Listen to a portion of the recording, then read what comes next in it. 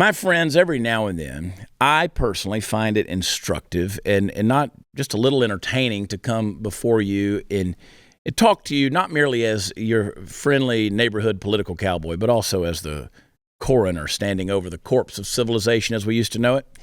I find it useful to dissect the problems we face, to break down the societal problems to their basic enzymes, retracting back the fleshly norms of our everyday existence to get at the internal organs of just what the hell has gone wrong. Well, let's start with an all too familiar type of story coming out of a private college in Pennsylvania, where the administration has postponed a planned event where people who are tired of white cis men, where they could write and paint about their feelings. Boy, I just feel warm all over.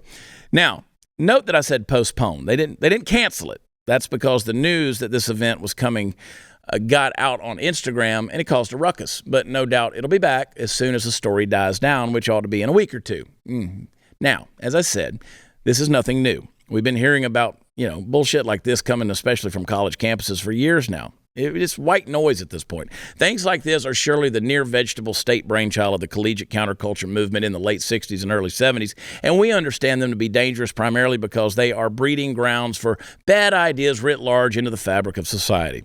We also understand that kids, by and large, are stupid and will grow out of a lot of this Looney Tunes thinking once they've had to hold down a job and pay a mortgage for a while. But I want to examine the deeper problem just a bit. We've talked many times on this program about how the left's ultimate goal is to, say it with me, subvert the dominant paradigm in favor of whatever moves the pieces on the board towards some imagined utopia.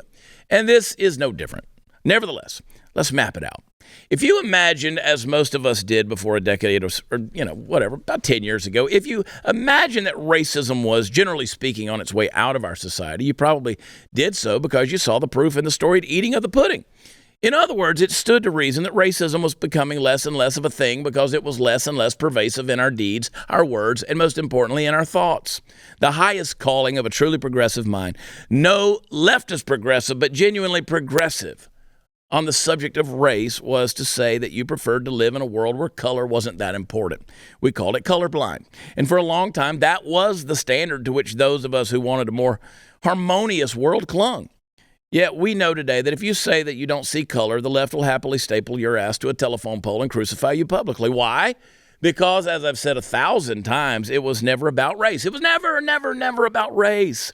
Just like it's not about sexuality and it's not about gender, it's not about the value of human life or even the value of tax dollars when redistributed among the people. It resides much deeper in the human psyche than that, folks. What it is, simply put, is change. Now let's go back to the story from this university in Pennsylvania.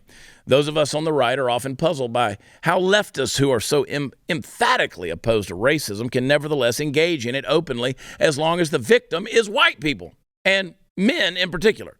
But if you remember that the deep-seated standard buried at the core of their thinking is always change, it makes sense because, of course, it's every bit as evil to hate white men as it is to hate black men or black women or Asian people or even midgets.